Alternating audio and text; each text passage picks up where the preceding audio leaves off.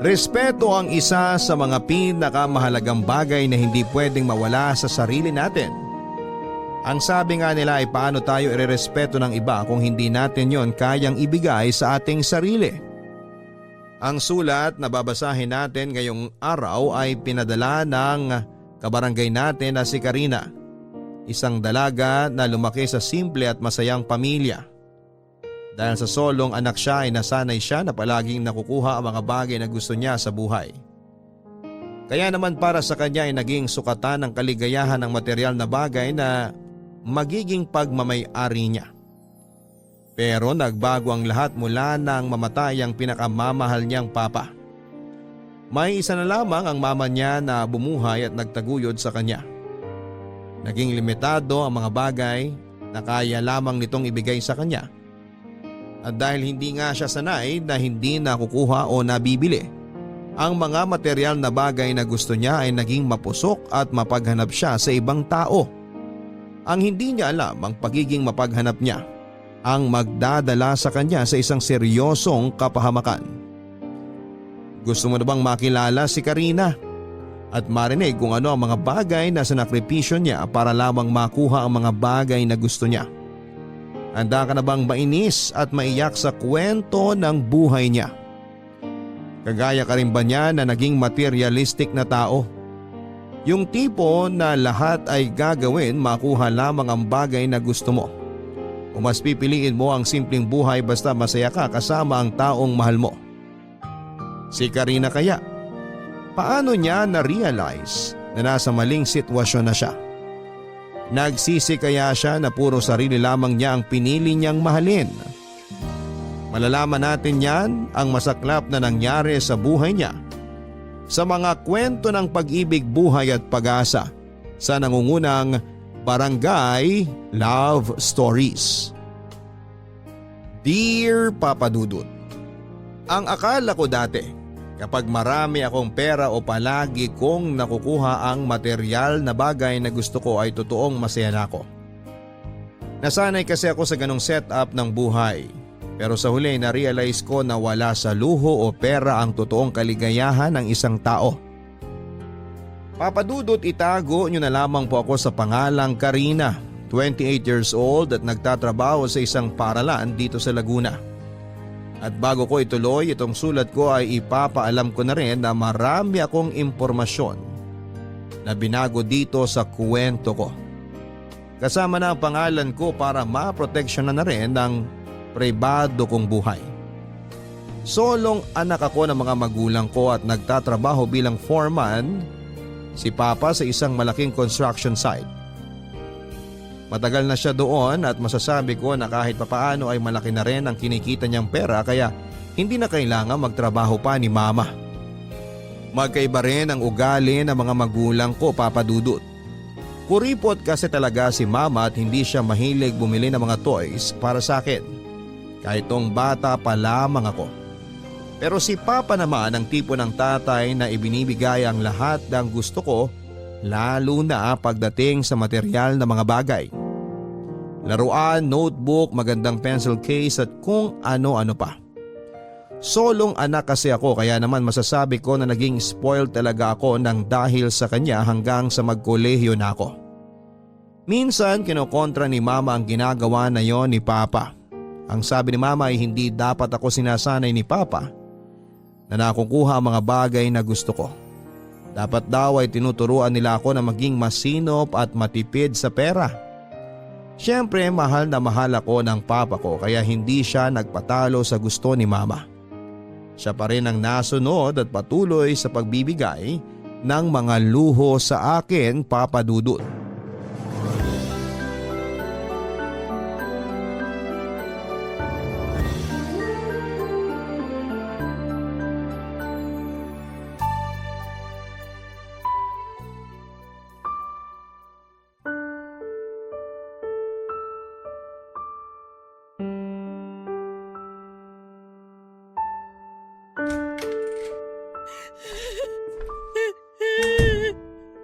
Mama? Ano pong nangyayari? Karina, anak! Bakit po kayo umiiyak, Mama? Nanakawan po ba tayo? nandito pa naman po yung TV at saka yung malaking speaker sa sala natin. Hindi naman po basag ang mga bintana. Ano po bang nanakaw dito sa bahay natin? Hindi tayo nanakawan, anak. Bakit nga po kayo umiiyak? Ano po bang nangyari? Sabihin niyo na po sa akin. Karina, ang papa mo! Ang papa mo!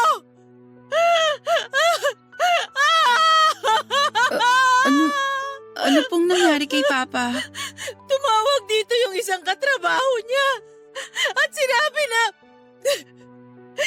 wala na ang papa mo. Wala na siya, Karina. Ano po? Paano po nangyari yun? Kasabay lang po natin siyang mag-almusal kaninang umaga.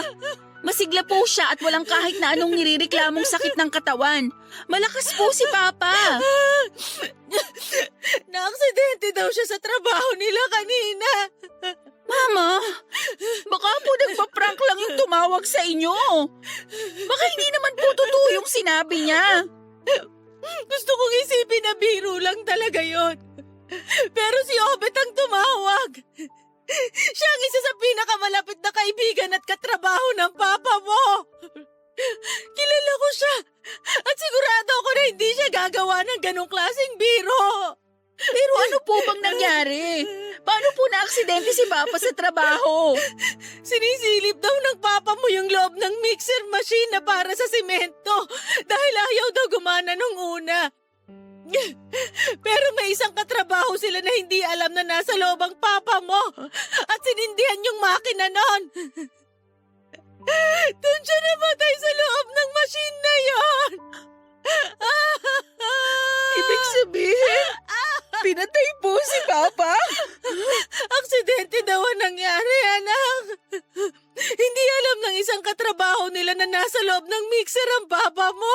Pero dahil po sa tao na yon, namatay si Papa. Siya may kasalanan ng lahat. Karina, kahit magalit at manisi pa tayo ng ibang tao, hindi na may babalik pa ang buhay ng papa mo. Wala na siya, anak. Wala na ang papa mo. Bakit po kailangan na mangyari to? Bakit kailangan na mawala sa atin si Papa? Hindi ko rin alam. Napakabuting tao niya at wala siyang kahit na sinong inargrabyado. Bakit kailangan na buhay pa niya ang kunin kaagad ng Diyos? Bakit? Mama, magpakatatag po tayo. Paano natin gagawin yon? Wala na ang papa mo. Kinuha na siya sa atin, Karina. Wala na siya. Hindi po gugustuhin ni Papa na makita niya tayong umiiyak at pinanghihinaan ng loob. Kilala niyo po si Papa. Ayaw niya nang nalulungkot tayo ng dahil sa kanya. Hindi mo kasi ko naiintindihan. Hindi ko kayang mabuhay nang wala ang papa mo. Pero nandito pa naman po ako. Hindi ko po kayo iiwan, Mama. Pangako po yan. Hindi po ako aalis dito sa tabi ninyo. Ang bigat-bigat, Karina. Bakit kasi ang papa mo pa ang nawala? Bakit hindi na lang ako? Ayoko nang mabuhay sa mundo kung hindi siya kasama. Ayoko na! Mama, isipin niyo naman po sana ako. Nandito pa po ako. Tayong dalawa na lang po magkasama ngayon. Magtutulungan po tayo, Mama. Magpapakatatag po ako para sa inyo. At sana ganun din po ang gawin niyo para sa akin.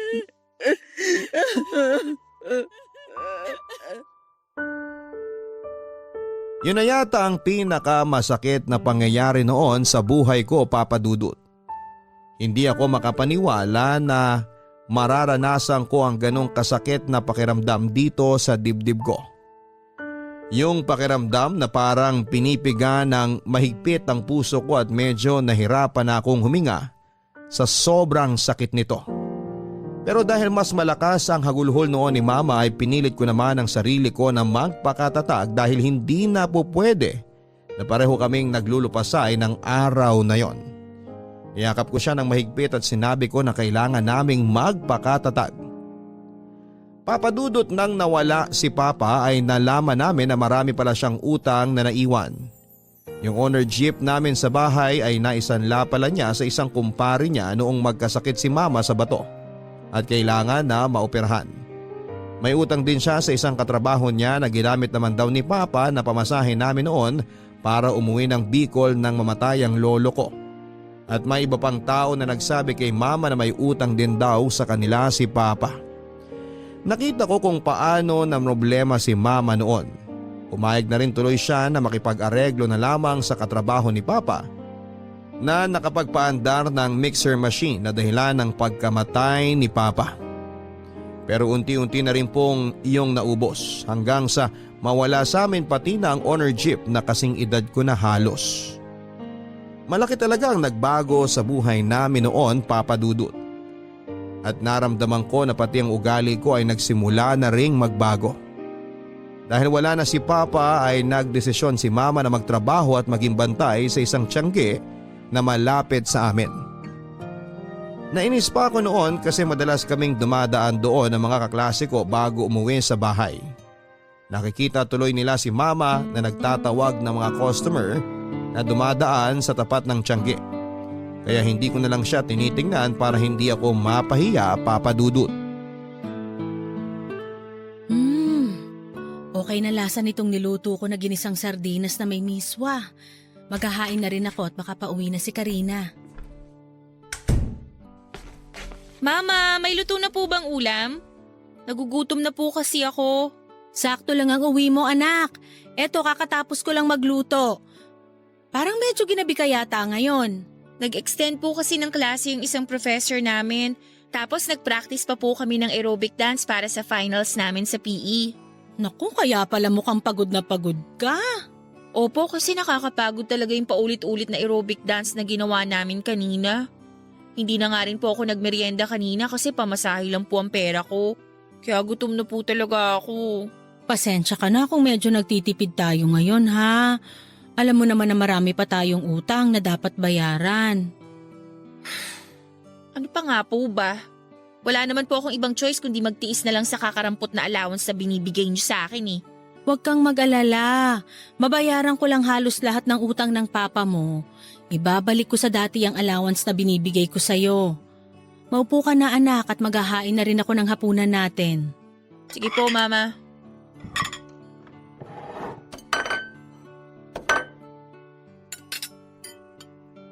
O ayan anak, kumain ka na. Ano po yan? Ginisang sardinas na may miswa. Kain na tayo anak. Lalagyan ko na ng kanin tong plato mo ha. Wala na po bang ibang ulam? Ha? Wala na eh.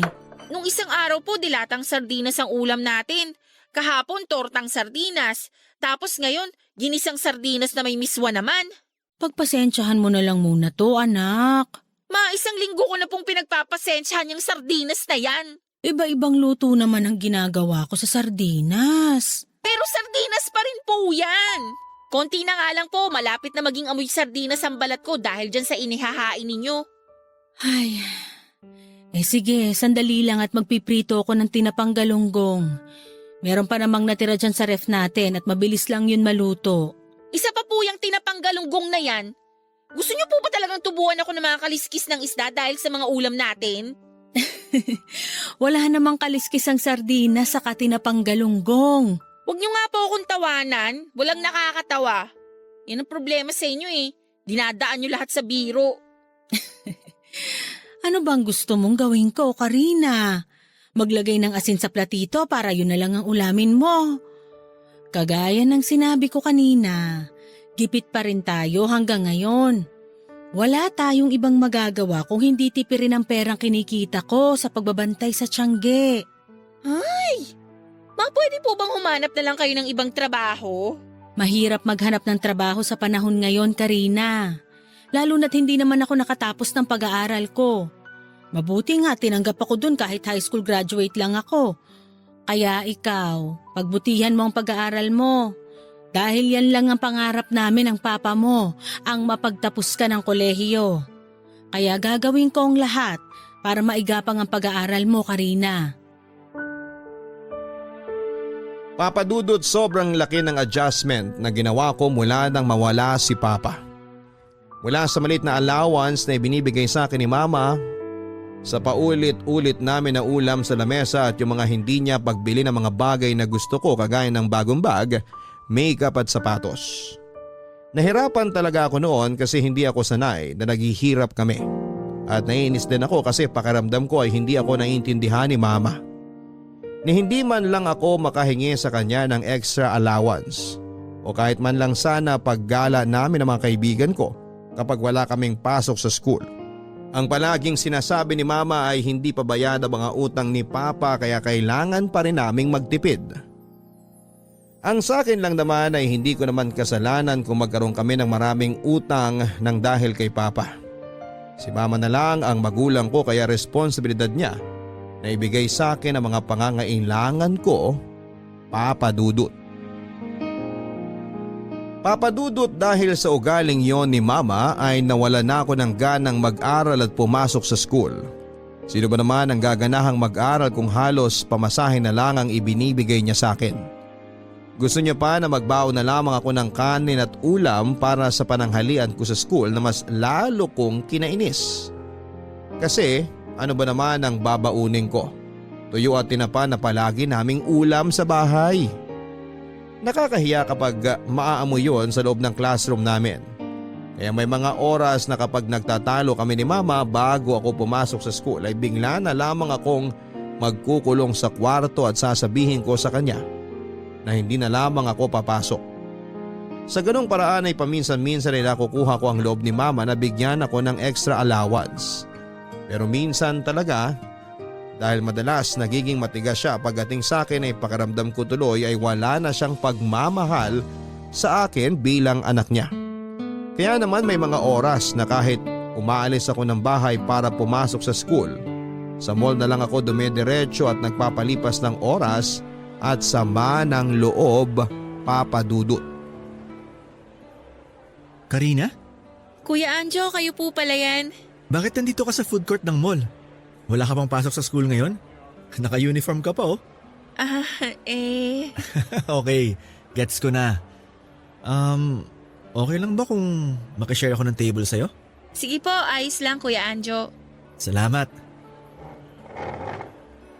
Ay, alam mo, nakakatampo ka na talaga. Ha? Bakit naman po? Kasi ang sabi ko sa'yo nung huling beses na nakita tayo sa plaza, Anjo na lang itawag mo sa akin, di ba? Para naman hindi masyadong nakakatanda.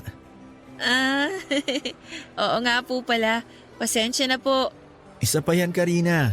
Huwag ka na ring magpo sa akin para mag-feeling bagets sa manaw kapag kausap kita. Sige. Hindi na ako magpupo at Anjo na lang din ang itatawag ko sa'yo. Ayun oh. Mabuti naman para matuloy ko na rin ang pagporma ko sa'yo. Palabiro ka talaga, Anjo. Hindi biro yun oh. Nasabi ko naman sa'yo dati, hihintayin lang kita na magdalaga para maligawan na kita. 18 ka naman na ngayon, di ba? Oo, malapit na nga ako mag-19 eh. 3 buwan na lang. Sakto pala. Pwede ko nang simulan ng panliligaw ko sa'yo. Sira! Seryoso ako, Karina. Liligawan talaga kita. Wala namang magagalit, di ba? Wala. Kasi wala naman akong boyfriend. Ayun naman pala. Single ka tapos single din ako. Kaya tama lang yung timing ngayon. Teka, matanong ko lang. Bakit pala hindi ka pumasok sa klase mo ngayon? Ay, nabadtrip kasi ako sa bahay namin kanina eh. Bakit naman? Nagtalo na naman kasi kami ni Mama. Paano ba naman? Sakto lang sa pamasahe yung binigay niyang alawan sa akin. Sino ba namang gaganahan na pumasok nun para mag-aral? Baka naman kasi gipit lang ang mama mo ngayon. Palagi naman niyang sinasabi na gipit siya sa pera, pero ang totoo tinitipid niya lang talaga ako. May pabitaw-bitaw pa siya ng pangako na igagapang niya yung pag-aaral ko pero pinapahirapan niya lang naman talaga ako. Tingnan mo nga itong bag ko. 1 taon na sa akin to, pero hindi pa napapalitan ng bago. Ito ring suot kong sapatos ngayon. Malapit na namang magutom. Nakailang pakain na nga ako ng pandikit dito pero malapit na rin talagang bumigay. Tapos hindi man lang ako mabila ni mama ng mga bagong gamit. Kita naman yung kailangan ko na. Bakit mo ako tinatawanan, Anjo? Kasi ang cute mo kapag nagrereklamo ka ng ganyan. Lalong sumisingkit yung mga mata mo at lumalabas pa yung dimples mo sa magkabilang pisngi. Ewan ko sa'yo. Oh, baka isipin mo na binobola lang kita ha. Totoo yun. Nagiging cute ka talaga lalo sa paningin ko. Pero alam mo, para mawala yung pagka-bad trip mo, kumain na lang tayo. Di pwede. Ha? Bakit naman hindi pwede? Nagda-diet ka ba? Hindi, pero wala kasi akong pera eh. Sakto lang na pamasahe itong nasa wallet ko ngayon. Yun lang bang problema mo? Sino bang may sabi na KKB tayo? Siyempre, ito ng first date natin kaya libre kong pagkain natin ngayon. Kahit ano pang gusto mo, sabihin mo lang Karina at bibilhin ko para sa'yo. Papadudot may 10 taon din yata halos ang tanda sa akin ni Anjo. Nasa kabilang barangay siya nakatira kaya hindi rin kami madalas na nagkikita. Nakilala ko lang siya nang manood ako ng liga ng basketball sa plaza. At isa siya sa mga naglalaro. Nang unang beses nga kaming nagkausap noong 15 years old pa lamang ako ay biniro-biro niya pa ako. At sinabi niya na hihintayin daw niya na maging dalaga na ako at liligawan niya ako. Kaya naman sa tuwing magkikita kami sa plaza ay palagi niyang pinapasaring ang nararamdaman niya na pagkagusto sa akin. Sa isang networking company nagtatrabaho si Anjo, Papadudut. Ang kwento niya ay mag-isa na lamang daw siya halos sa buhay niya. Dahil wala na siyang nanay at ang tatay naman niya ay nakakulong. Kaya naman sarili na lamang niya ang halos iniintindi at pinagkakagastusan niya. Mula nga nang magkita kami sa mall ay naging madalas na ang pagtatawagan at pagte-text namin sa isa't isa. Hanggang sa sinabi niya na gusto niya akong ligawan at dahil wala naman akong boyfriend, hayaan ko na siya na manligaw sa akin, Papadudut. Anjo, thank you sa paghatid mo sa akin dito sa bahay ah. Wala yun. Medyo malalim na ang gabi kaya hindi talaga kita pauuwi na mag-isa. Sa bagay, pero thank you rin sa panlilibre mo ng dinner kanina. Nabusog ka ba? Oo, ang dami kong ang fried chicken na nakain. Mabuti naman. Kasi gusto ko na sa bawat date natin, nabubusog ka talaga. Balak mo yata talaga akong patabain ano? Wala namang kaso sa akin kahit tumaba o pumayat ka, Karina. Kasi ikaw pa rin ang cute na babaeng espesyal dito sa puso ko. Ang corny mo. Di naman masyado. O sige na, papasok na ako sa loob ng bahay namin. Ay, saglit lang ah. May kukunin lang ako sa top box ng motor ko.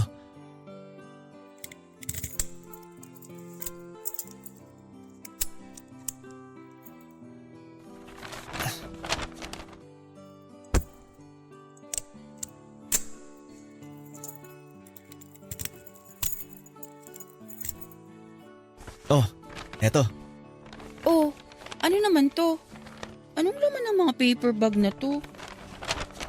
Teka, ito yung sinabi ko na magandang bag sa sapatos dun sa dinaanan nating department store kanina, di ba?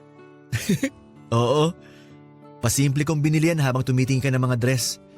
Sinabi ko lang na mga bagong pantalon ko ang laman ng paper bag na yan. Pero para sa'yo talaga yan. Grabe, Anjo! Nakakahiya naman. Binili mo pa talaga tong mga to para sa akin. Pero thank you ah. Hindi ko na to tatanggihan kasi alam mo naman na luma na talaga yung sapatos at bag na ginagamit ko. You're welcome. Sabi ko naman dati na basta para sa'yo, ibibigay ko hanggat kaya ko. O sige, aalis na rin ako. Okay, thank you ulit dito. Ingat! Bye!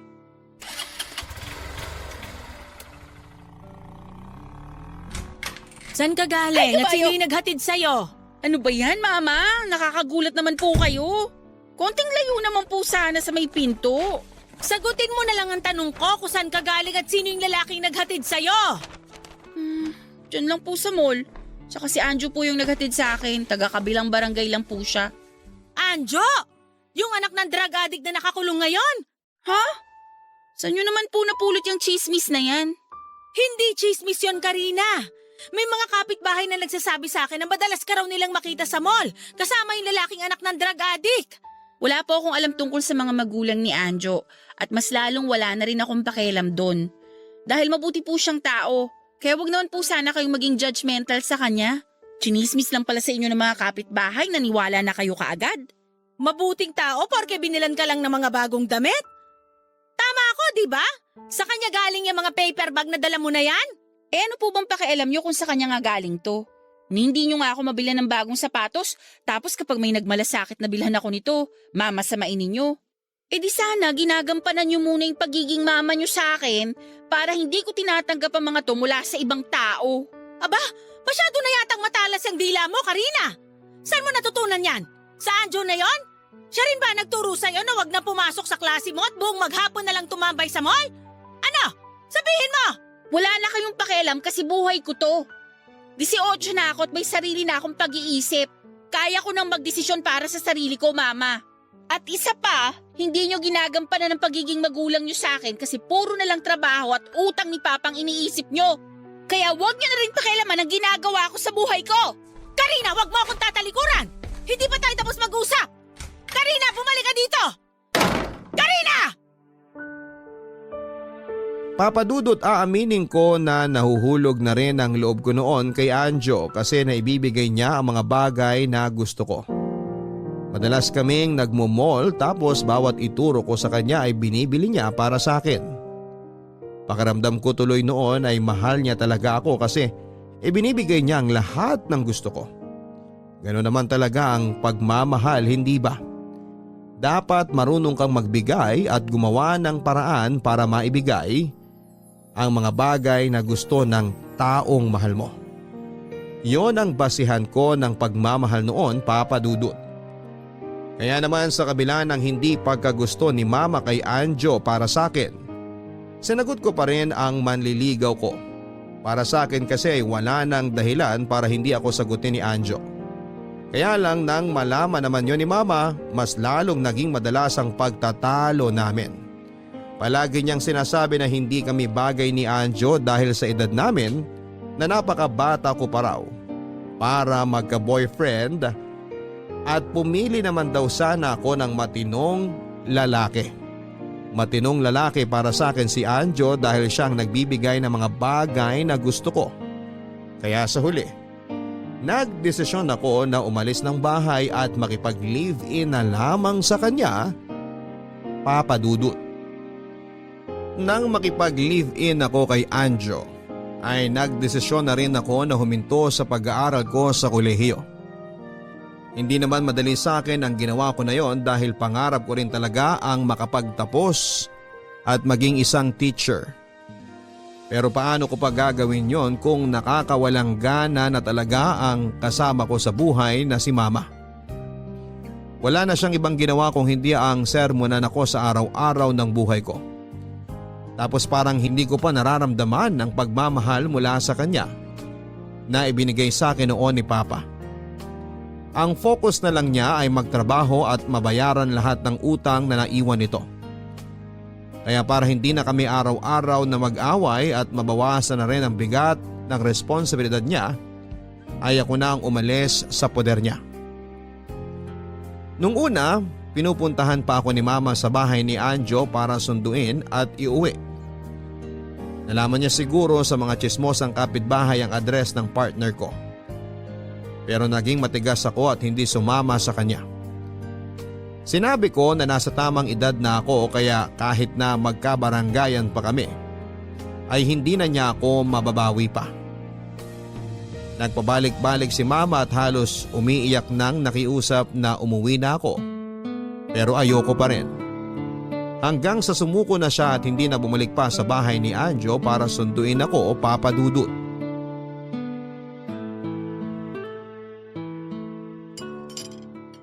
Grabe Karina! Ang sarap ng pagkakaluto mo dito sa adobong manok ah. Mukha nga kasi pang-apat na kuha mo na ng kanin yung nasa plato mo. Pang-apat ko na ba to? Oo, pero marami pa namang kanin dito sa kaldero kaya kumain ka lang dyan ng kumain. Mabuti naman dinagdagan mo ang sinaing mo ngayon.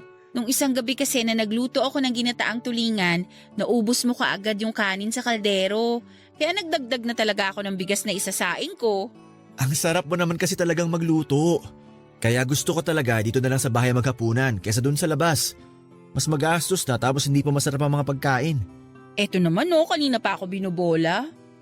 Oh, lalagyan na ulit kita ng kanin dito sa plato mo. Ayun, salamat. Pero alam mo, totoo lahat ng sinabi ko na masarap ka talaga magluto. Palagi kang may special ingredient sa mga inihahain mo sa akin. Kagaya nitong adobong manok. Nilagyan mo ng gatas at pinya. Kaya na ibang lasa. Ganun talaga, para hindi laging kapareho ng mga pagkain ng kinakain mo sa labas ang niluluto ko. Ayan din kasi ang turo sa akin ni Mama. Gawing espesyal ang mga niluluto at hinahain na pagkain. Maiba ako. Mabuti naman hindi nang gulo dito sa bahay ang mama mo ngayon. Oo nga napagod na rin siguro yun sa kakapunta niya dito. Ang tibay din talaga ng mama mo. Kahit halos araw-araw na sumusugo dito sa bahay, hindi na mamao sa kakasigaw niya para pauwiin ka. Mukha na siyang gurang pero mukhang malakas pa ang mga tuhod. Anjo, huwag mo naman sana siyang pagsalitaan ng ganyan. Mama ko pa rin yun kahit madalas na nakakainis talaga siya. Naku, pasensya na. Nagbibiro lang naman ako. Anjo anak, nandiyan ka ba sa kusina? Tay, kayo po pala yan. Oo, ako nga to. Medyo tumaba lang talaga ako at hindi pa nakapag-ahit ng balbas at bigote ko. Hala tay, nakalaya na po pala kayo? Bakit hindi man lang po kayo nagsabi? Pwede naman po kayo makitawag din habang nakakulong kayo, di ba? Pwede nga, pero gusto talaga atang sorpresahin. Kaya hindi ko na pinaalam sa'yo ang paglaya ko. Mukhang nakaka-istorbo yata ako sa inyo ng magandang bisita mo Nako, hindi tay. Si Karina nga po pala, girlfriend ko. Karina, siya naman yung tatay ko. Hi po, Tito. Nice to meet you po. Tatay Leo na lang ang itawag mo sa akin. Kasi hindi magtatagal, magiging manugang na rin naman kita. Sige po, Tatay Leo. Tay, maupo na po muna kayo. Kasi alam ko na pagod kayo sa naging biyahe niyo pa uwi dito sa bahay. Karina, pakikuha nga si tatay ng plato at mga kubyertos niya. Sigurado ako na makakalimutan ni tatay ang pangalan niya kapag natikman niya na tong adobong niluto mo. Naku Anjo, itsura pa lang ng girlfriend mo, mukhang masarap na talaga. Ano pong sabi niyo? Ang sabi ko, itsura pa lang nitong adobo na nasa mangkok mukhang masarap na. Sigurado, mapapakain ako ng marami ngayong gabi.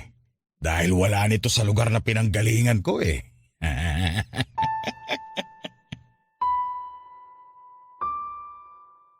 Maayos naman ang umpisa ng pagsasama namin ni Anjo. Mabait siya, Papa Dudut, kahit napansin ko na marami pala siyang bisyo tulad ng alak, sigarilyo at sugal. Siguro nga kasi ay solo naman niya ang pera at bahay niya kaya wala na siyang ibang kailangan na isipin pang gastusin. Kumbaga ay sarili na lamang niya ang iniintindi niya. Kaya naman para hindi ako maging pabigat sa kanya ay inaasikaso ko ang mga gawaing bahay na napabayaan na rin niya noon. Makalat kasi ang bahay niya at tamad din siyang maglaba at magluto. Inasikaso ko ang lahat ng yon kahit na hindi ako sanay. Kasi sa bahay namin ni na mama ay buhay prinsesa ako. Ang pagluluto lang talaga ang gawain na pinaka-tinutukan ko sa lahat. Nakita ko naman na na-appreciate ni Anjo ang effort ko bilang pagiging live-in partner niya, Papa Dudut. Palagi siyang malambing sa akin at may pasalubong lalo na kapag nananalo siya sa sugal. Binibigyan niya rin ako ng pera para raw makapag-malling ako kapag nasa trabaho siya. Kahit papaano ay masasabi kong masaya ako sa unang buwan ng pagsasama namin hanggang sa biglang umuwi sa bahay ang tatay niya. Doon ay medyo nagbago ang ugali ni Anjo, Papa Dudut.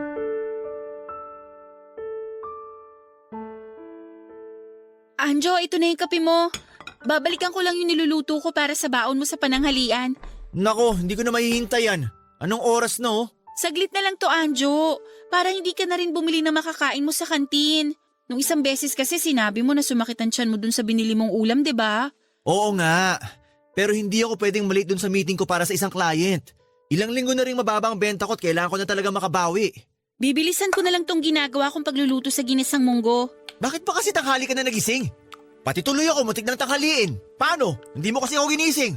Medyo masama kasi ang pakiramdam ko kagabi. Pero mas maayos na ako ngayon. Nawala na yung ubo at sipon ko. Sabi ko naman kasi sa'yo Iwas-iwasin mo na magpuyat. Kakanood mo kasi ng mga K-drama na dinownload mo sa internet. Naulanan din kasi ako nung isang araw, kaya siguro muntik na akong trangkasuhin. Kasama na rin yung pagpupuyat doon.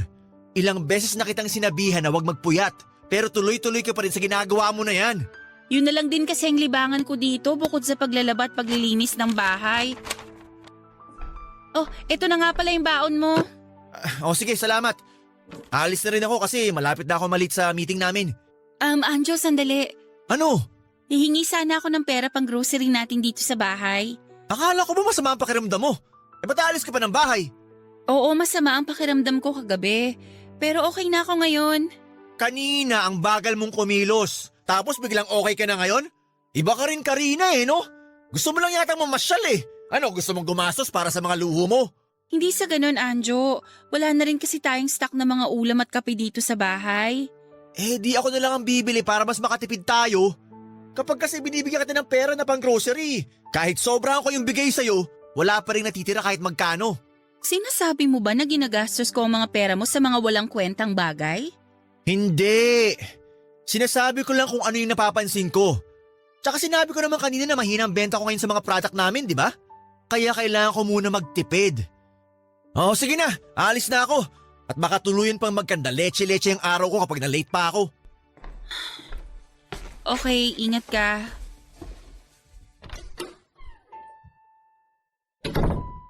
Ligpitin ko na nga lang muna tong ginamit kong pangluto para hindi masyadong makalat dito sa lababo. Iinom na rin ulit ako ng gamot mamaya kasi medyo masakit pa rin tong ulo ko. Pagkatapos nito siguro unahin ko nang gawin yung... Good morning, Karina. Tatay Leo, gising na po pala kayo. Oo, bakit ka naman umaatras? Pasensya na po, nagulat po kasi ako sa biglaang pagsulpot nyo sa likod ko. Tapos binulungan nyo pa ako sa may tenga ko. Nako, pasensya na rin. Hindi ko alam na magugulatin ka pala. Pero alam mo, kahit parang hindi ka pa naliligo, ang bango-bango mo pa rin, Karina. Sige po, Tay. Aasikasuhin ko po muna yung mga lalaban ko. Sandali lang. Nag-uusap pa tayo Bitawan niyo po yung braso ko! Nasasaktan po ako! Huwag ka na kasing maarte dyan. Alam ko naman na gusto mo rin to kasi malanding babae ka. Tatay Leo, wag po! Ano po? Dahil sabi nang tumigil kayo!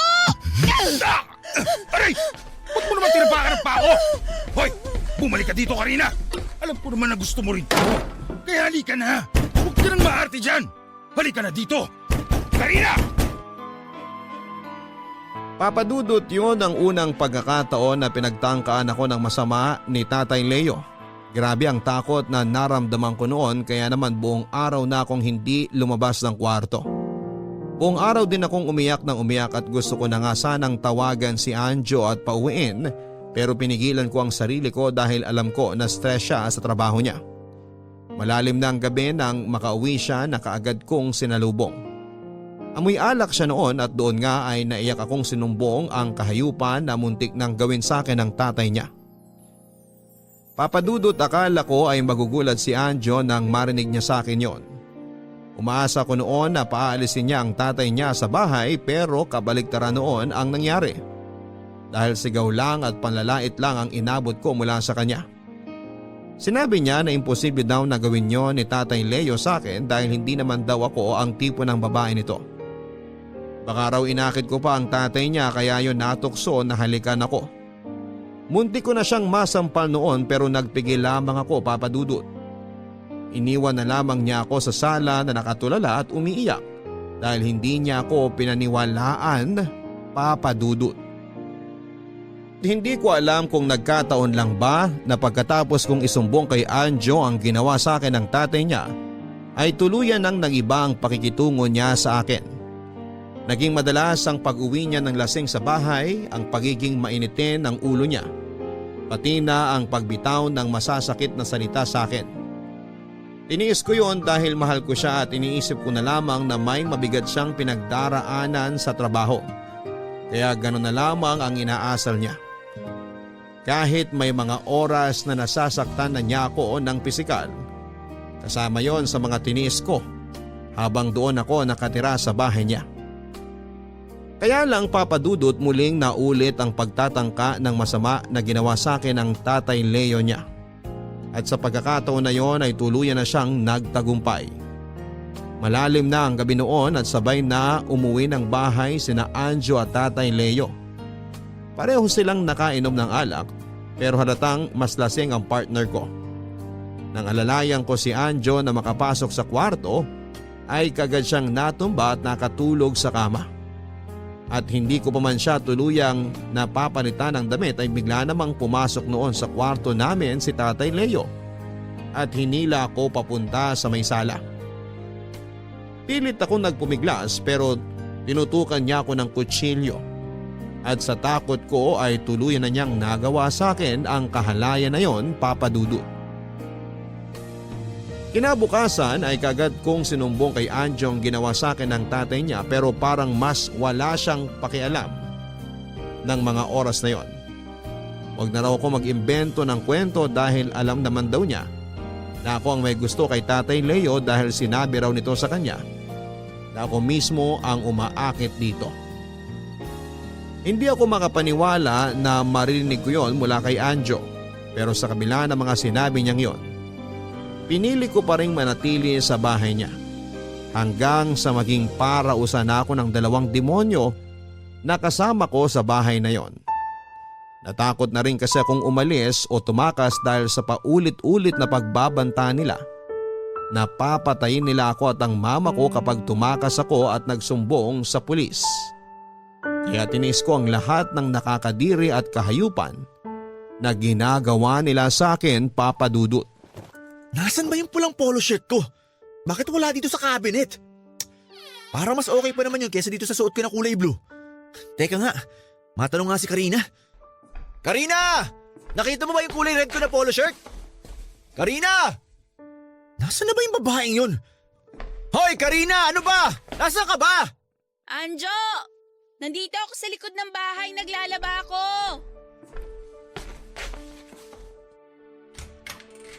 Nandiyan ka lang pala. Bakit hindi ka sumasagot nung tinatawag kita? Hindi ko naman narinig kaagad kasi nga nakasarado yung pinto. Ang dami mo pang dinadahilan dyan. Bakit mo ba kasi ako hinahanap? Hindi ko kasi makita yung red polo shirt ko. Saan mo nilagay?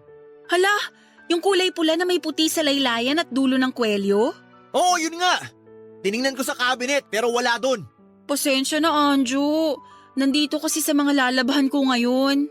Ha? Eh di ba nung isang araw ko pa ginamit yan? Oo nga. Kaya lang naiwan mo pala tong nakasampay sa may sofa kaya hindi ko kaagad nakita. Kaya hindi ko na isama sa mga nilabhan ko kahapon. Alam mo ikaw, tanga ka na nga, bulag ka pa. Wala ka na nga ibang ginawa kundi ang magpasarap dito sa bahay eh. Tapos hindi mo pa ayusin yung paglalaba mo. Makaalis na nga lang at baka malit pa ako sa meeting ko. Pasensya na talaga, Anjo. Wala naman ang magagawa yung pasensya mo. Siguraduhin mo lang na maayos yung pagkakalaba mo sa mga damit ko. Kung hindi, talagang tatamaan ka na sa akin. Diyan ka na nga! Init na naman ang ulo ni Anjo. Siguradong mahina na naman ang benta niya sa mga produkto nila. Kaya sa akin na naman niya naibunto ng inis niya. Ay, grabe pa naman ang init ng panahon ngayon. Tatay Leo! Bitiwan niyo nga po ako! Huwag ka nang maarte dyan. Tatay Leo, ang init-init po tsaka may ginagawa ako dito. Iwan mo na lang yan nilalaban mo at doon na lang tayo magpainit sa kwarto ko. Halika na. Hindi po pwede dahil magagalit si Anjo kapag hindi ko nalaban ang mga damit niya dito. Wala akong pakialam. Mas intindi mo ang galit ko kapag napikon ako dyan sa artehan mo. Halika na. Sumama ka na sa kwarto ko, Karina. Ayoko nga po! Bitawan niyo po yung braso ko! Gusto mo ba talaga dumuboy ang bunganga mo? Ha? Halika na kasi, Karina. Bitawan niyo po ako! Nasasaktan na po ako! Mas masasaktan ka kapag nag-inerte ka pa dyan. Sumama ka na sa akin. Bilisan mo! Sabi ngang ayoko nga po! Ayoko na! Ayoko na! Aray! Karina! Itigil mo yung paghampas mo sa akin ng balde! Aray mo! Pagod na ako sa inyo, magtatay! Ano ba? Pagod na ako sa mga kababuyan na ginagawa niyo sa akin! Kaya hindi na ako papayag na magalaw niyo pa ako ulit! Hindi na! Papadudot diring-diri na ako sa sarili kong katawan sa bawat araw na lumilipas na nasa bahay ako ni Anjo. Lalo na at hinayaan ko silang mag-ama na gawin akong parausan.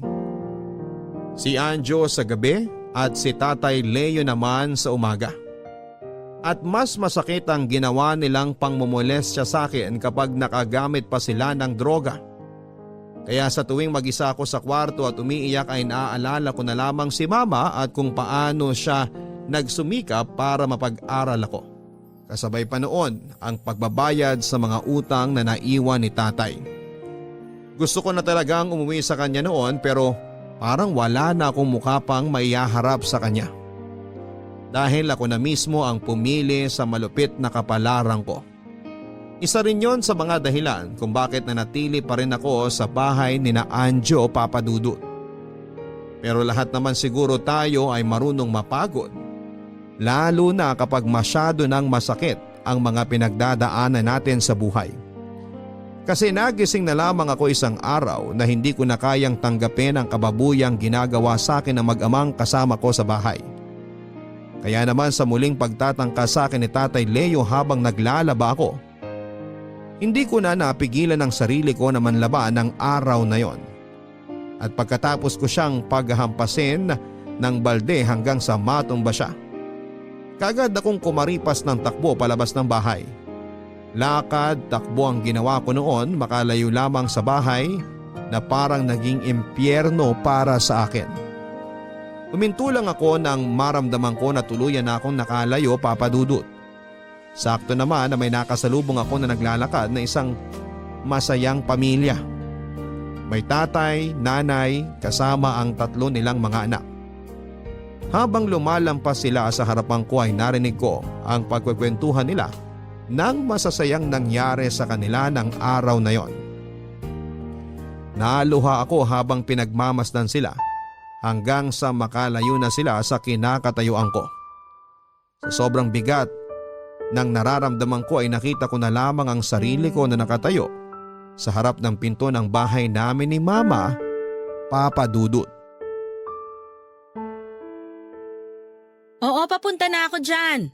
Darating ako kaya wag ka nang sumigaw kasi naririndi na ako sa boses mo. Malilate lang ako pero darating ako para palitan ka sa pagbabantay dyan sa Tiangge. O sige na, ibababa ko na tong tawag kasi palabas na rin ako ng bahay.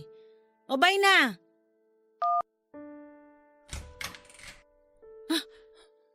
Karina? Mama, Oh, anong ginagawa mo dito? pwede po ba akong pumasok muna sa loob? Bakit pa? Kusa kang umalis, di ba? Tapos ngayon bigla mo na lang gustong pumasok uli dito sa pamamahay ko? Mama, please. Papasukin niyo po muna ako. Gusto ko po kayong makausap. Ay. O sige, halika na. Pumasok ka na dito. Salamat po. Ano bang gusto mong sabihin? Bilisan mo at may trabaho pa ako na pupuntahan. Mama, sorry po. Para saan? Ginusto mo namang umalis dito sa bahay na to, di ba? Ginusto mong umalis sa poder ko. Nagkamali po ako. Sana po mapatawad niyo ako, Mama. Tama ka naman sa mga sinabi mo nun. Wala akong kwentang mama para sa'yo. Kaya mo nga ako iniwan, di ba? Kahit nangako ka na magtutulungan tayong dalawa dahil wala na ang papa mo. Pinagsisisihan ko na po yung mga sinabi ko sa inyo. Alam mo, Karina, hindi ko maintindihan kung saan ba ako nagkulang sa'yo. Ginawa ko naman ang lahat para maigapang ang pag-aaral mo at maibigay sa'yo ang pangangailangan mo. Pero bakit hindi mo yun makita? Bakit puro pagkukulang ko lang sa'yo bilang mama mo ang nakikita mo? Mama, nagkamali po ako. Naging makasarili po ako. Narealize ko na po lahat yon. Hindi ko dapat sinabi sa inyo ang mga bagay na yon. Dapat tinulungan ko po kayo kagaya ng mga pinangako ko sa inyo nang mawala si Papa. Dapat naging mabuting anak po ako sa inyo. Oh, Karina, bakit ka lumuluhod dyan? Mama, sorry po. Patawarin niyo po ako. Ngayon po na-realize ko na hindi ko po kayang mawala kayo sa buhay ko. Na dapat nakinig po ako sa inyo dahil mali po ang lahat ng bagay na naging desisyon ko sa buhay ko. Sorry po, Mama. Sorry po. Tahan na, Karina. Huwag ka nang umiyak at huwag ka na rin lumuhod sa harapan ko. Mama, maniwala po kayo. Nagsisisi na po talaga ako sa mga sinabi ko sa inyo. Sorry po kung nasaktan ko kayo dahil sa mga ginawa ko noon. Sorry po kung naging sobrang pabigat ako sa inyo. Sabi ng tama na. Huwag mo nang isipin yon at huwag ka na rin umiyak. Hindi naman talaga kita matitiis kasi anak kita at mahal na mahal kita. Mahal na mahal ko rin po kayo, Mama. Salamat po talaga. Tumahang ka na kasi ayoko nakikitang umiiyak ka. Teka, bakit parang ang laki ng pinayat mo? Saka ano to? Bakit may mga pasa at sugat ka dito sa braso at leeg mo? Napakagulo rin ng buhok mo. Ano ba nangyari sa'yo? Sina Anjo po at ang tatay niya. Pinagsamantalahan po nila akong dalawa. Paulit-ulit po at halos araw-araw. Sinasaktan po nila ako. At kanina lang po ako nakatakas sa bahay nila. Mga walang iyang yon! Napakahayop nila! Paano nila nagawa sa'yo yon? Mga demonyo sila! Mama, natatakot po ako. Baka puntahan nila ako dito sa bahay. Baka patayin po nila ako, Mama. Huwag ka matakot, anak! Hindi ka na masasaktan ng mga hayop na yon! Nandito si Mama at kahit anong mangyari, hindi ka na nila malalapitan! Pangako yan! Hindi ka na masasaktan ng mga demonyo na yon! Papadudot ang buong akala ko ay hindi na ako mapapatawad pa ni Mama. Handa akong tanggapin noon ang sampal, ang masasakit na salita mula sa kanya pero hindi niya yon ginawa sa akin. Siguro nga ay totoo ang palagi kong naririnig na walang magulang ang matitiis ang kanyang anak. Pero hindi lahat ng pagsusumikap at sakripisyo ng magulang ay nakikita at na-appreciate ng isang anak. Kagaya na lamang ng nangyari sa amin ni Mama. Wala naman talaga siyang ibang ginawa noon kung hindi ang magsumikap para sa akin. Hindi madali ang maging single parent pero ayun siya at pilit na kinakaya ang lahat. Samantalang ako ay walang ibang ginawa kung hindi ang baliwalain ang pagsasakripisyo na ginawa niya. Papadudot ng araw na yon ay tuluyan na kaming nagkaayos ni Mama. Hindi na ako umalis pa sa bahay niya dahil pakiramdam ko ay safe na safe ako kapag kasama ko siya.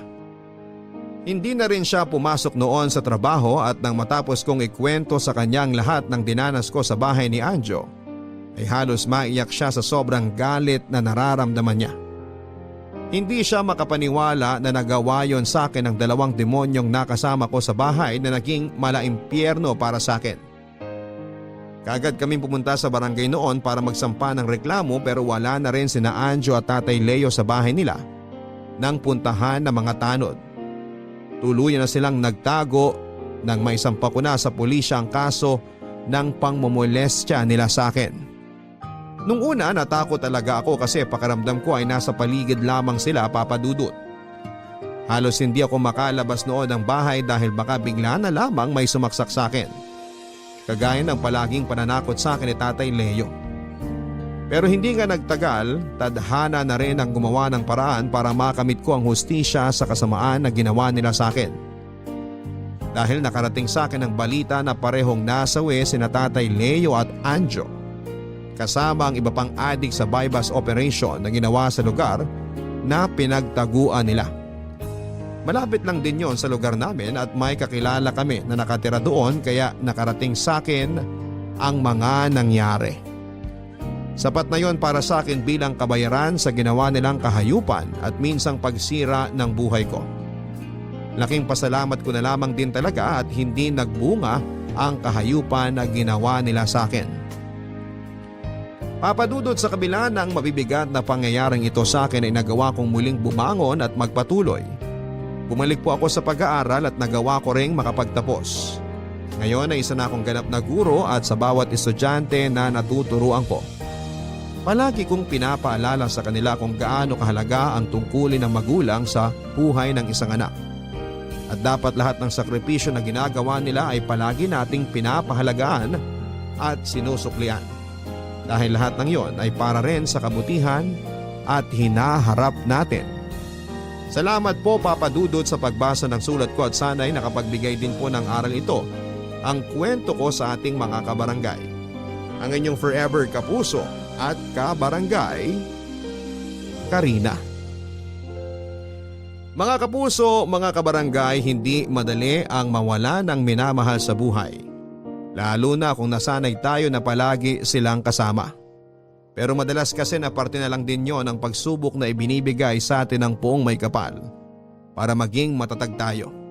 At mas ma-appreciate natin ang ibang tao na nasa paligid natin. Kagaya na lamang na nangyari sa letter sender natin na si Karina. Sa pagtalikod na ginawa niya sa mama niya, isang madilim at masalimuot na kapalaran ang hinaharap niya. Parte na rin siguro ng mabigat na pinagdaanan niya dahil sa pagkawala ng papa niya. Ang humanap ng kalinga at pagmamahal mula sa ibang tao hanggang sa tuluyan na niyang nakalimutan ang lahat ng pagsasakripisyo ng mama niya para sa kanya. Yun ang dahilan mga kapuso kung bakit siya napahamak sa kamay ng mga taong akala niya ay magbibigay sa kanya ng tunay na pagmamahal. Pero hindi naman naging huli ang lahat para kay Karina dahil natagpuan niya pa rin ang daan pabalik sa mama niya na kailanman ay hindi nagbago ang pagmamahal para sa kanya. Kaya mga kabarangay, kung may oras man na hindi tayo mabigyan ng mga magulang natin na mabili ang mga bagay na gusto natin ay huwag sana tayo magtatampo sa kanila. Ano po? Huwag sasama ang loob natin dahil kailanman ay wala silang hinahangad para sa atin kung hindi ang mabigyan tayo ng magandang kinabukasan. Hanggang sa muli mga kapuso, ako po si Papa Dudut sa mga kwento ng pag-ibig, buhay at pag-asa sa Barangay Love Stories number 1. May mga pangarap tayo sa relasyon na hinihiling natin na balang araw ay mabigyan ng katuparan. Yung mga pangarap na alam nating makapagbibigay ng kasiyahan sa atin. Ikaw, kapuso, ano ba ang pangarap mo sa relasyon na meron ka ngayon?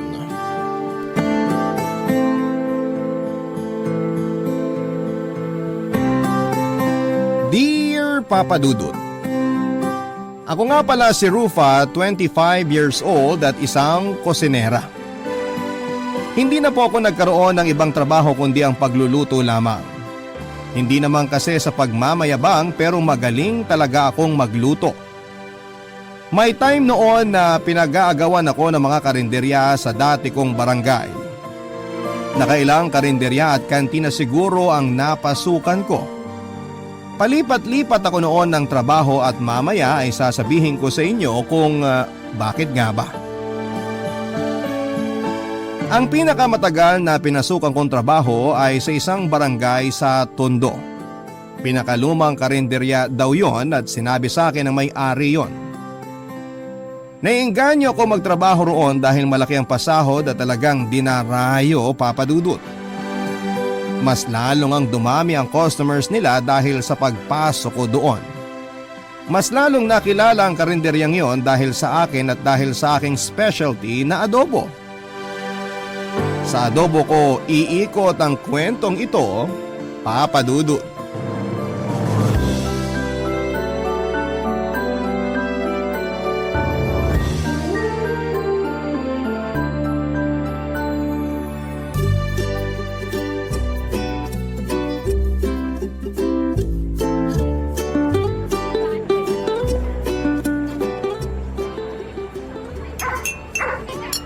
Hoy, Matt! Huminga ka naman! Tsaka nguyingin mo nga yung kinakain mo. Grabe, Rufa. Ang sarap talaga nitong adobo mo. Huminga ka nga sabi eh. Uminom ka ng tubig. Baka mamaya mabilaukan ka sa karne.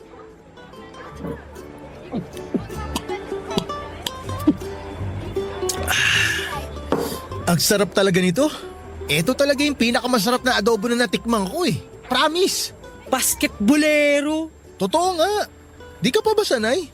Lagi pinupuri yung adobo mo ng mga kumakain dito. Gutom lang mga yun. Pa-humble naman ito. Parang di mo alam na masarap adobo mo ah. Alam ko namang masarap. Sa lahat ng mga pinasukan kong karinderya, dito lang yung 3 beses magluto ng adobo kasi laging nauubos. Thank you, Matt. Ano ba sikreto ng adobo mo? Ayoko nang sabihin, baka gayahin mo. Anong gayahin? Parang hindi mo naman nakikita na hindi ako nagluluto dito. Wala akong tiyaga magluto.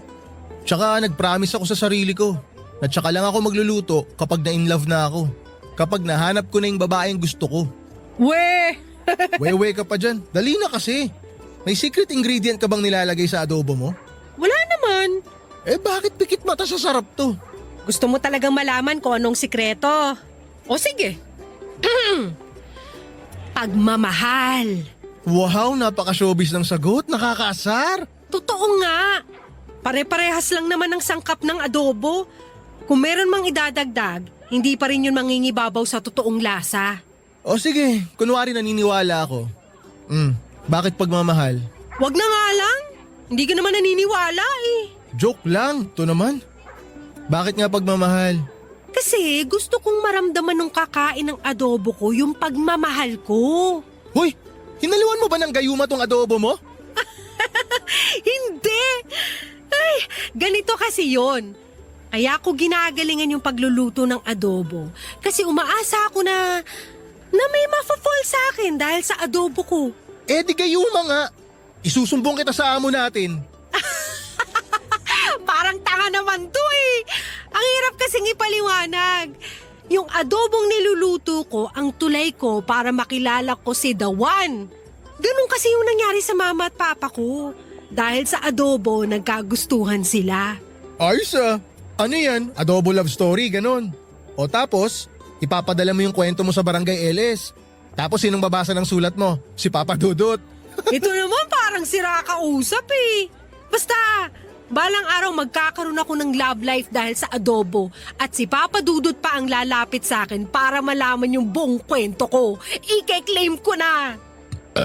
Uy, sorry. Nadigay ako. Sobrang nabusog kasi ako sa kwento mo eh. Pero okay lang yan, Rufa. Hindi naman masamang mangarap eh. Walang halong biro, Papa Dudut. Nagkakilala nga sina Mama at Papa dahil po sa adobo. Dati rin kusinera si Mama at kilala rin siya sa kanila bilang pinakamasarap magluto ng adobo. Dinarayo nga daw noon ang adobo niya. Nagkataon na kumain noon si Papa sa karinderyang pinagtatrabahuhan niya. Nasarapan si Papa sa nilutong adobo ni Mama at halos naubos na raw niya yung isang kalderong kanin dahil sa sobrang sarap. Kinilig pa nga raw si Mama dahil panay daw ang puri ni Papa sa kanya habang sumusubo. Mula noon ay araw-araw nang bumabalik si Papa para matikman ang adobo ni Mama. Yon at yon lang daw ang kinakain ni Papa, hindi raw nagsawa si Papa. Naging silang dalawa hanggang sa pinagbuntis na ako ni Mama. Mula pagkabata, wala silang ibang kinuwento sa akin kundi ang love story nilang dalawa. Naniniwala sila noon na pinagbuklod sila ng tadhana dahil sa adobo ni Mama. Kaya hanggang sa kabilang buhay sila pa rin ang magkasama. Papadudot ang love story ng magulang ko ang dahilan kung bakit naniniwala ko sa ideya na makikilala ko rin ang the one ko dahil sa adobo. Gusto ko noon na magkaroon ng sequel ang love story nila sa love story ko. Kaya naman nagsumikap akong aralin ang adobo ni Mama. Noong na-perfect ko na yon ay pumasok na ako bilang kusinera sa mga karinderya. Pag nabibigo akong hanapin ang the one ko sa isang karinderya, agad po akong aalis noon at lilipad sa iba. Kaya hindi rin talaga ako nagtatagal sa mga karinderya at ibang eatery dahil nga sa hindi ko natagpuan doon ang the one ko. Hanggang isang araw parang may tinulak na ang tadhana papunta sa akin, si Robin, at unang tingin ko pa lamang sa kanya noon ay alam kong siya na talaga si the one.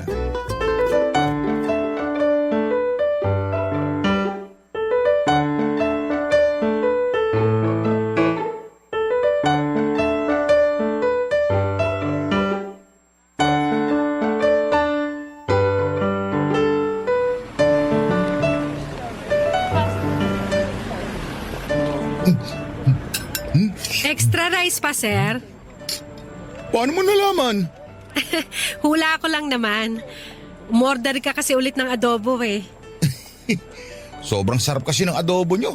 Nakakahiya naman. Nakatatlong order na pala ako. Nakakatuwa nga eh. Magana pala kayong kumain. Pihikan ako sa pagkain.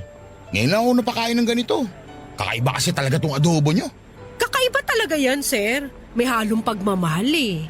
Naku, ganyan din yung linya ni Mama kapag sinasabi naming masarap yung adobo niya. Talaga, sir? Masarap din na adobo ng mama mo? Psst, atin-atin lang ha. Baka marinig ako ni Mama. Ito pa rin adobo nyo mas masarap. Lo? Tinrider niyo mama niyo, sir? Hayaan mo siya. Masaya na siya sa langit. Wala na siyang time na bantayan pa ako kasi magkasama na sila ni Papa Ron. Parehas pala tayo, sir. Ulila na rin ako. Ay, sorry. Napalungkot ba kita? Hindi naman po masyado. Teka, babawi ako. May pick-up line ako para sa'yo. Sige, ano yun? Sana hindi ka maging adobo. Bakit? Para wala kang toyo. Boom! Ay, sorry na pala kasi tawa ko. Ako rin. Napalakas yung kabog ng dibdib ko nung nakita at narinig ko yung tawa mo. Lo, nakakainis naman. Para kang si Papa. Papa? Papa, kasalang ko. Sorry, napalakas yung tawa ko. Pero seryoso, naalala ko Papa ko sa'yo. Teka, pick-up line pa rin ba yan? Seryoso nga. Sabi ko, di ba? Oo, seryoso. Seryoso ako sa'yo. Boom! Kainis. Pero ayun nga, para ka talagang si Papa. Ang galing magpatawa. Kaya na-inlove si Mama sa kanya eh. O baka may love ka rin sa akin ha? Uy, pilingero mo naman doon ng very light, sir. Joke lang, to naman. Baka ikaw yung ma-inlove sa akin. Naku, filingera ka rin. Baka mas may love pa ako rin sa nagluto ng adobo na to. Sige, sabihin ko sa kanya. Ano bang pangalan niya? Rufa, Asan siya? kaharap mo na. Huh? Ikaw ang nagluto ng adobo na to? Ikaw, anong pangalan mo? Iyo. Hi, Iyo. Yung iyo ko. Nakakaloka. Robin nga pala. Isang construction worker si Robin at malapit lang sa karinderya namin yung trabaho niya. Kaya napapadalas ang kain niya sa amin, Papa Dudut. Doon na tuloy kami nagkakilala. Nalaman ko na wala siyang girlfriend at isang beses pa lamang siyang nagkaroon ng karelasyon. Hindi na ulit siya nagtry manligaw dahil na-trauma raw siya.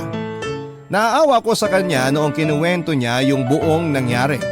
May halo ring kaba noon sa akin dahil paano kung hindi niya ako mahalin dahil takot pa rin siya. Na-pressure ako, Papa Dudut, baka hindi maging kami ni Robin dahil sa hindi magandang experience niya sa relasyon. Wala pa naman akong kaalam-alam sa mga relasyon dahil never naman akong nagkaroon ng boyfriend. Gusto ko kasi noon kung sino ang unang boyfriend ko siya na rin ang last, parang sila Mama at Papa.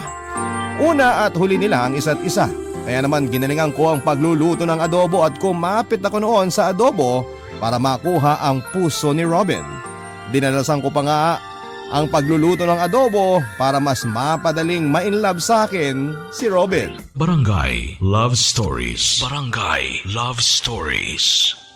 Nalaman ko na rin kung saan siya nakatira. Kaya sa mga araw na hindi siya nakakadaan sa karinderya, ako na mismo ang naghahatid ng kanin at adobo sa kanya. Ine-effortan ko talaga si Robin dahil gusto ko noon na siya na yung makasama ko forever. Now feel ko naman na nagkakagusto na rin si Robin sa akin. Nagre-reply na nga siya sa mga text ko at nagsisend na rin siya ng mga selfie kapag nasa work siya noon. Kulang na lang talaga kami ng label noon. Hindi ko naman siya minamadali dahil ayoko siyang ma-pressure. Baka kasi layuan niya ako. In-enjoy ko na lamang yung panliligaw ko sa kanya, Papa Dudut, at marami ako naging effort sa kanya na minsan o madalas nakakasira na sa akin. Nahalata yon ng katrabaho kong si Matt.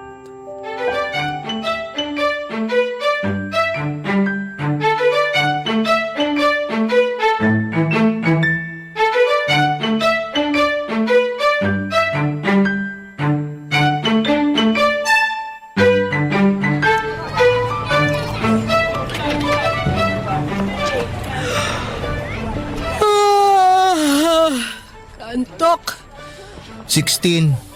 May order sa table 16? Buang, wala tayong table 16. 16 kasi 16 times ka nang humihikab. Bakit mo naman kasi kailangan bilangin? Puyat ka ba?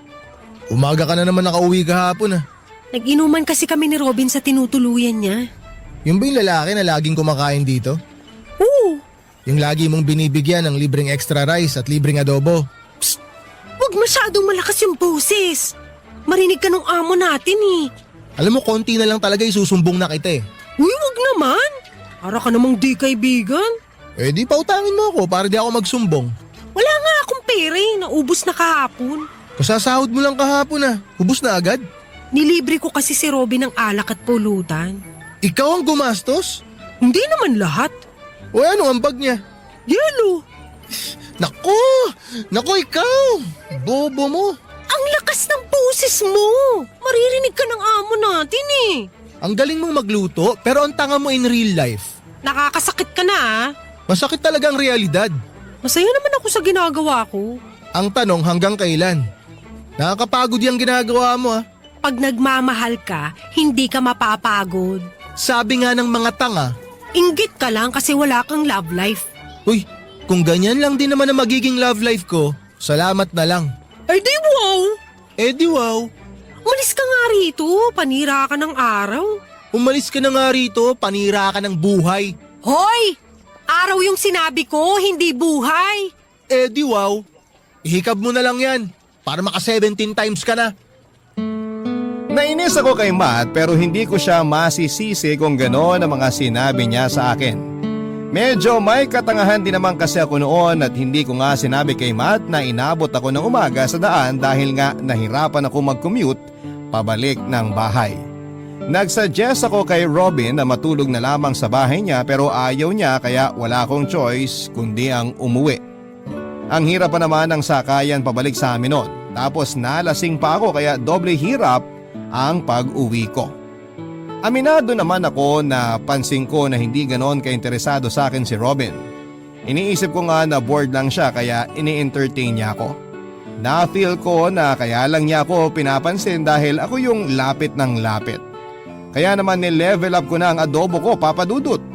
Naisip ko na masyado ng luma ang adobo love story ni na Mama at Papa. Kaya kailangan ko ng version 2.0. Yon ang maging next project ko. Nag-isip ako na ile-level up ko na ang adobo ko at gumawa ako ng adobo pizza. Napangiti ako noong matikman ko yon, Papa Dudut, at naisip ko na yun na nga ang paraan para makuha ko ang puso ni Robin ng buong buo.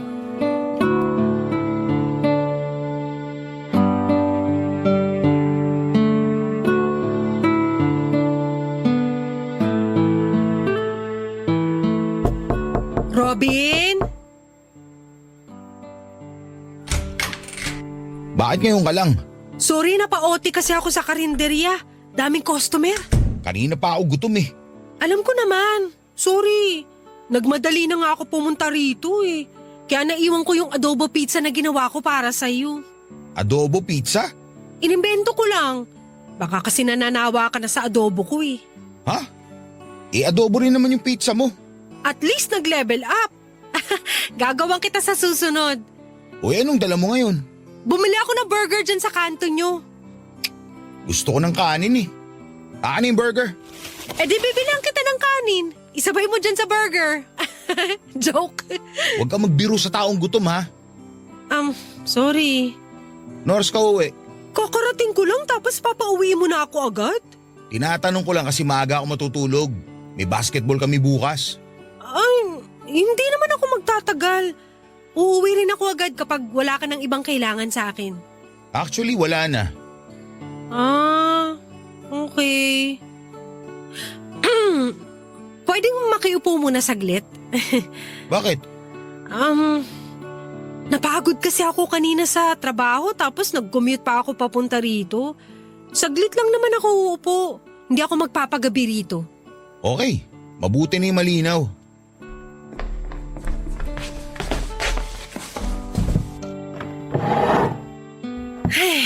Salamat. Kain ka na.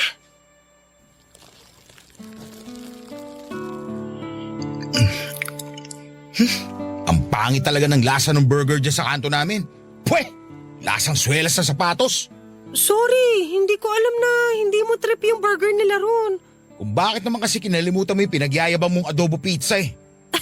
Babawi ako sa susunod. Pasensya na. Next time ayusin mo ha. Oo, promise. Robin, Ano yun? pwede ka sa Sunday? Death anniversary kasi ni na mama at papa eh. Baka pwede mo ko samahan sa puntod nila. Bakit ako? Para mapakilala na kita sa kanila.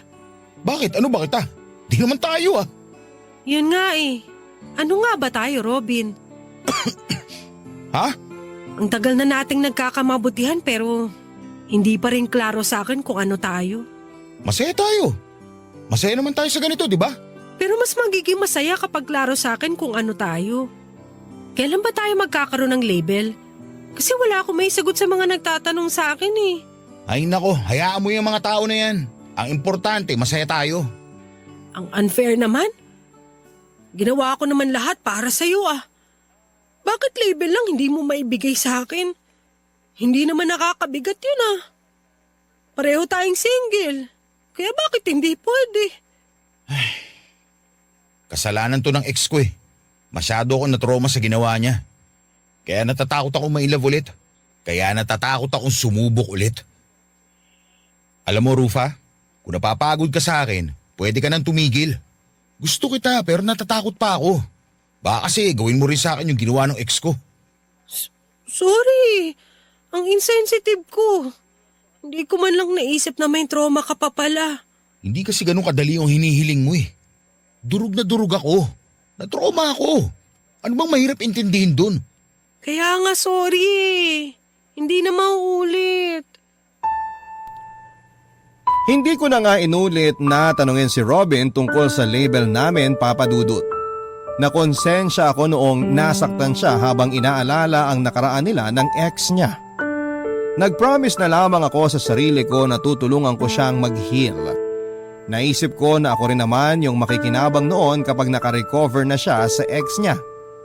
Ang sabi ko noon sa sarili ko ay konting panahon pa at mamahalin na rin ako ni Robin. Yun lang naman ang goal ko noon. At madali na lamang yung makuha oras na mawala yung trauma ni Robin sa ex niya. Tama naman noon si Robin, ang importante ay masaya kaming dalawa. Yung iba nga dyan may label pero lagi namang nag-aaway. Yun lang ang tinatoko sa utak ko noon. Masaya naman ako, Papa Dudut, kapag kasama ko siya pero sa kalagitnaan ay bigla na lamang akong malulungkot dahil parang walang ibang pinupuntahan ng ugnayan namin. Nakontento na lamang ako sa ibinibigay niyang konting atensyon kahit alam kong deserve ko naman yung atensyon na buo. Noong dumalaw nga ako sa puntod ng mga magulang ko ay hindi ko napigilang umiyak at natanong ko tuloy bakit ang dali lang para kina mama at papa na maging masaya pero ako ay hindi. Barangay Love Stories. Barangay Love Stories. Noon ay lagi niya akong tinatawagan. Kung dati isang beses o dalawa lamang sa isang linggo, kung magkita kami ay naging 3 beses na. Kaya natuwa ako sa improvement ng ugnayan namin. Sa susunod naisip ko baka payagan na rin niya akong matulog sa tinutuluyan niya. Noong birthday niya ay nag-request siya sa akin na gumawa ng adobo pizza at syempre sinunod ko yung gusto niya.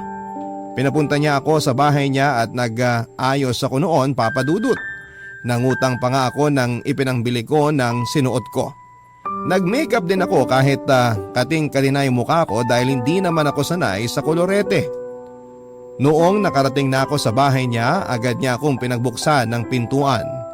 Yun na ang naging simula ng pagbabago ng buhay ko.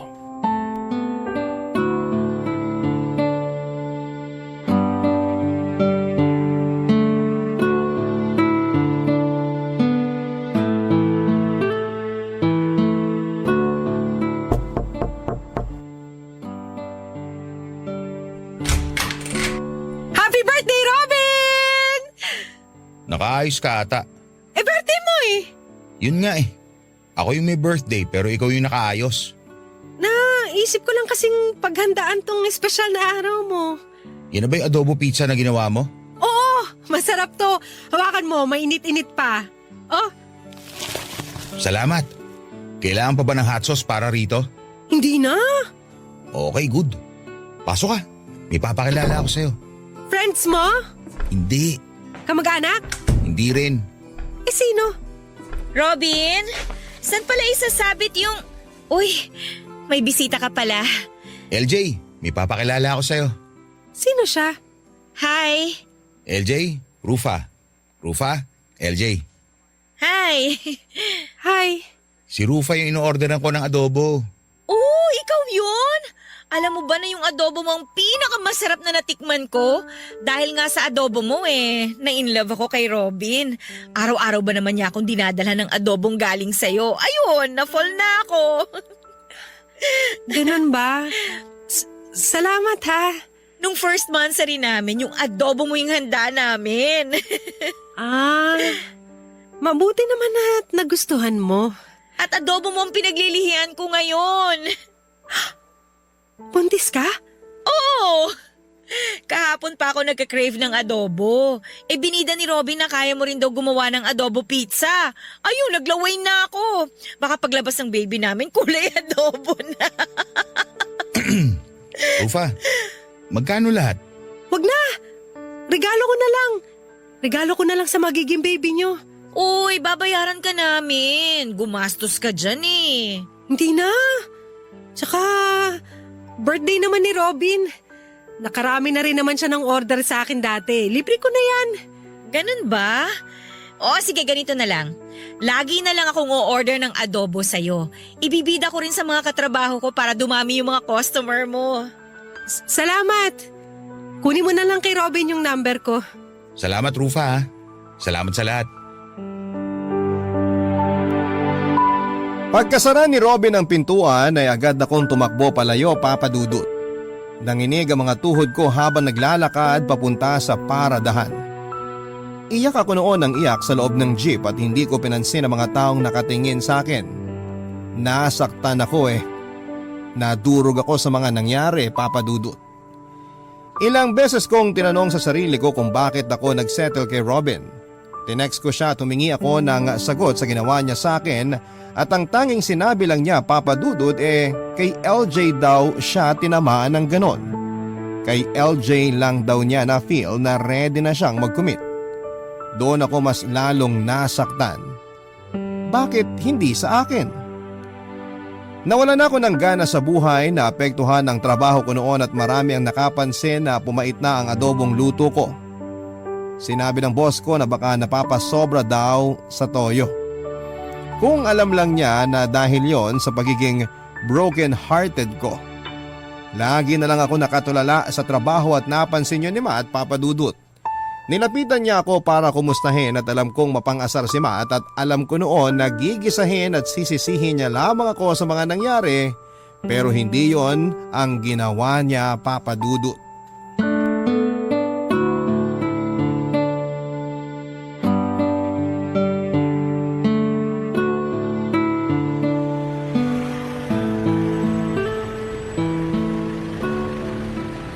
Rufa, Kung mang-aasar ka lang o maninise, wag ngayon please. di ko naman gagawin yun. Bakit ka nandito? Para kumustahin ka. Hindi mo ba nakikita? Ano sa tingin mo? Grabe naman. Kasing bitter mo na yung adobo mo. Siyempre, nasaktan ako. Anong gusto mo mangyari? Ay, eto. May dala akong adobo para sa'yo. Ayoko. Mapait yan. Hindi na mapait yan. Niremedyohan ko na. Niremedyohan mo? Oo, kaya kumain ka na. Di ka pa kumakain mula kanina eh. Dalian mo bago dumagsa yung mga customer natin, malipasan ka pa. Hindi ako gutom. Kailangan mong kumain para magkaroon ka ng lakas na makamove on. Alam mo ang corny nung sinabi mo, pero sige, tatawa na lang din ako para hindi ka mapahiya. Natawa ka naman talaga eh. Di masamang umamin. Umamin ka nga ng feelings mo sa maling tao eh. Di ba dapat ako yung humuhugot, hindi ikaw? Ako yung broken eh. Pero seryoso, kumain ka na. Masarap ba tong adobo na niremedyohan mo? Siguro. Tikman ko ah. Uy! Ang sarap! Anong ginawa mo rito? Kasi pumapait na yung luto mong adobo. Kesa mapagalitan ka naman ng amo natin, sinubukan ko na lang ayusin. Inisip ko lang yung adobo ng nanay ko habang nire-remedyoan ko yan. Pero pasensya ka na kung hindi katulad nung niremedyo kong adobo yung adobo mo. Uy, grabe naman. Ang sarap nga nito eh. Alam mo, ngayon lang may gumawa ng adobo para sa akin. Kung tutusin, ikaw pa rin naman nagluto niyan. Inayos ko lang. Ganun na rin yun. Thank you ah. Sinalba mo yung adobo ko. Thank you rin sa pagsalba sa akin. Marunong ka pala magluto? Oo naman, marunong ako magluto. Hindi lang ako mahilig. Naturuan din naman ako ng nanay ko na magluto noon. Magaling din magluto yung nanay ko. Parang ikaw. Talaga? Paborito niya na ipinagluluto yung tatay ko. Pag nagluluto si nanay noon, nasa tabi niya lang si tatay lagi. Wala namang naitutulong si tatay kay nanay kasi di naman siya marunong magluto. Nandun lang siya. Taga-suporta. Taga-cheer kay nanay kapag masarap yung timpla ng luto niya. Ang cute naman. Cute no?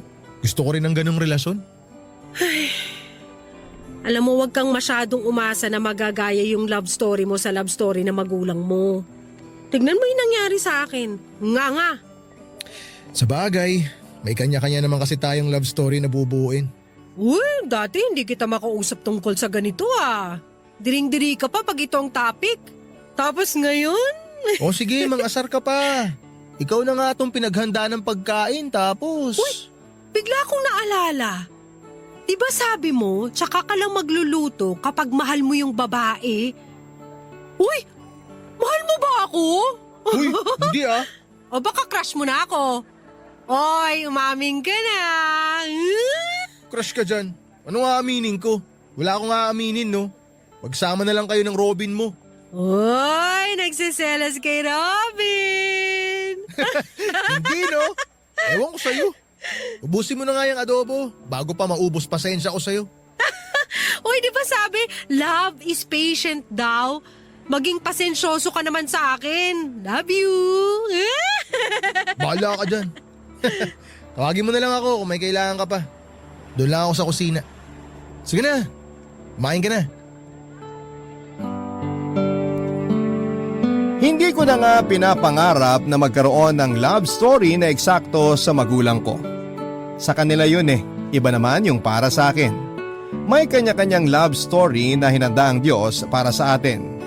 Niluto na niya yon bago pa man tayo matutong ma-in love at ihahain na lamang yon kapag ready na tayo. Pakiramdam ko noon, Papa Dudut, ganun yung nangyari sa akin. Unti-unti ay tinutulungan ako makabangon ang sarili ko at wala pang isang taon ay nakausad na ako. Hindi naging maganda yung kinalabasan ng unang heartbreak ko, pero hindi yun naging dahilan para tumigil na ako magmahal. Umamin na rin si Matt na gusto niya ako. Doon na nga nagsimulang maluto ang love story ko. Napailing na lamang ako dahil ang tagal-tagal na hinahanap ko sa maling tao yung love story na kailangan ko. Samantalang nasa harapan ko lang pala yung taong matagal nang para sa akin. Sa ngayon po, Papa Dudut, ay maglilimang taon na ang relasyon namin ni Matt at meron na kaming isang anak. Hindi na nga ako makapaghintay na lumaki ang anak namin para makwento ko kung paano kami nagsimula ng tatay niya. Gusto kong ikwento sa kanya na naging malubakang daan na namin patungo sa isa't isa. Pero kahit na ganun pa man ang nangyari, ang importante ay nagtagpo pa rin kaming dalawa. Marami pong salamat sa pagbasa ng aking kwento. Ang inyong kapuso at kabarangay forever, Rufa.